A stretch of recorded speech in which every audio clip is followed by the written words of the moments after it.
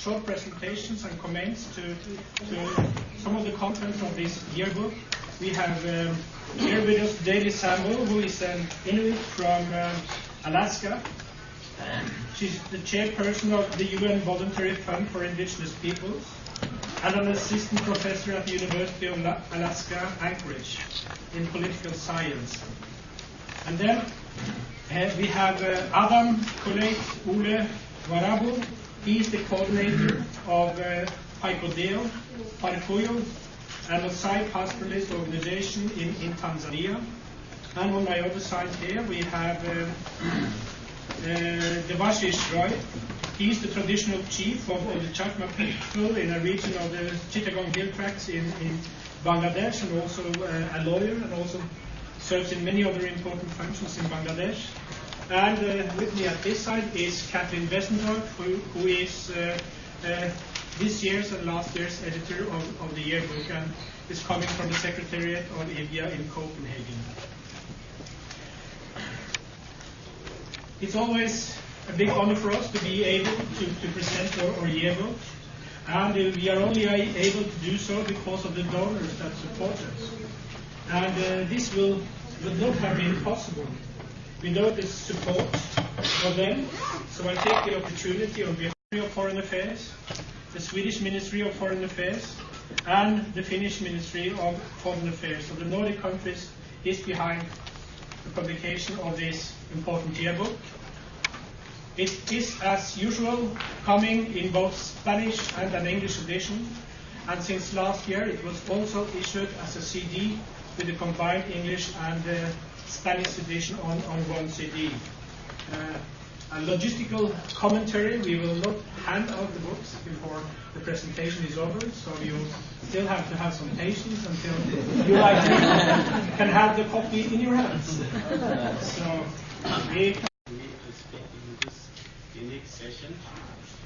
I would like to take this opportunity to share with you the situation of my people back in Tanzania, the pastoralists, including the Parakuyo Maasai pastoralists, Sukuma, Erak, Kamba,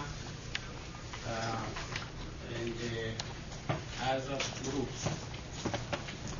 Pastors and their pastoralists under gatherers from indigenous peoples in Tanzania suffering from forced integration and elimination policies implemented by the government of Tanzania. In the past 3 years, Parakuyo, Taturu, as I said, Erak, Kamba, Sukuma, Barbai, Akie, and Hadzabe have suffered from this kind of policy. On part of these indigenous peoples, the current president in 2005 said we cannot allow the whole country to be turned into a grazing land. On hunter-gatherers, indigenous peoples, the president said in Manyara region that he said to the authority, the regional authorities, that you should devise a program to transform the lives of Hadzabe and other minority tribes from subsisting on wild fruits, roots, and hunting to conventional modern livelihood, allowing them to continue living in such lifestyle would be an expression of failure on our part. They have to be transformed. He continues saying that first of all, he wants the NGOs operating in the parcels in the hunter-gatherer areas say that these NGOs are pretending to help these communities, but let's not dwell on the NGOs working in these areas. Our task as government should be to devise strategies of transforming their lives for better. For how long are they going to be subsist on roots and wild fruits? He continues saying it was unfortunate that when the world pace to modernity was faster. Some people thought the Hadzabe, the Barbai, the Tindiga, and others should remain static.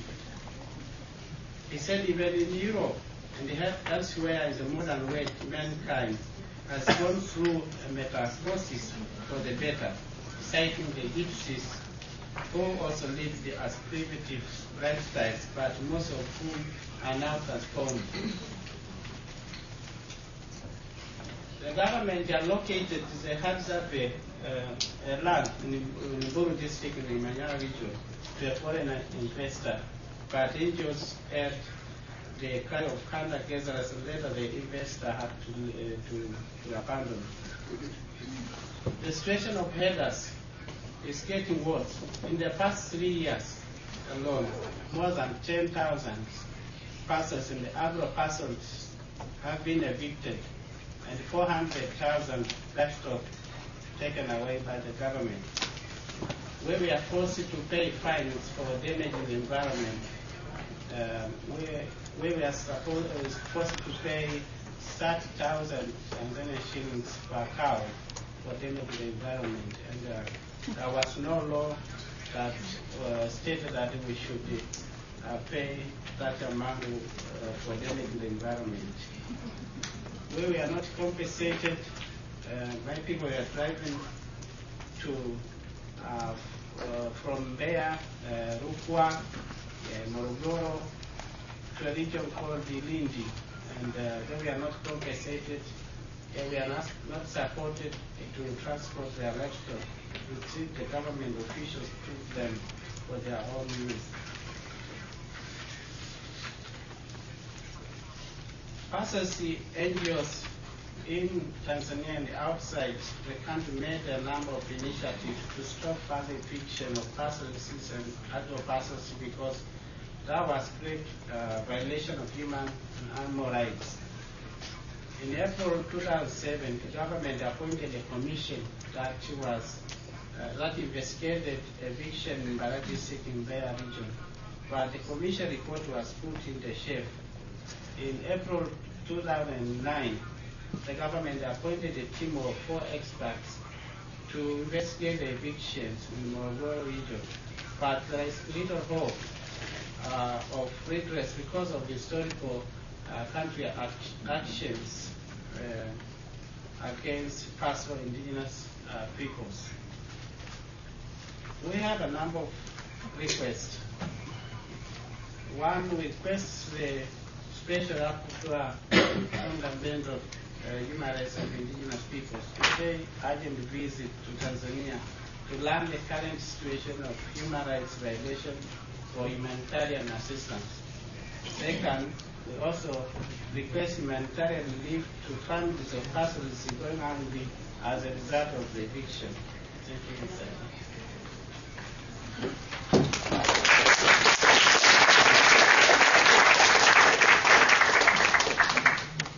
Thank you so much, Alan, for your perspectives on the severe evictions, forced evictions of pastoralists in Tanzania. We are then moving to another part of the world where Devashish Roy will give some perspectives on where I come from, which is on the southeast border in Burma.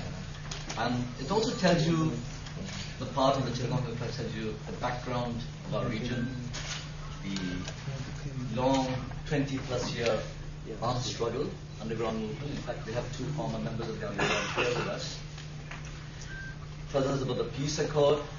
And there's one thing it tells us, the association that IWGIA has had with the people of the Chittagong Hill Tracts, which is 1984 or something like that, which is 20-plus years, when the Hill Tracts human rights situation is so bad, there are still difficulties, it's less bad now, where a commission, an international civil society commission, was formed to pressurize the government of Bangladesh in order to improve the human rights situation. And in between, we have had a peace accord in 1997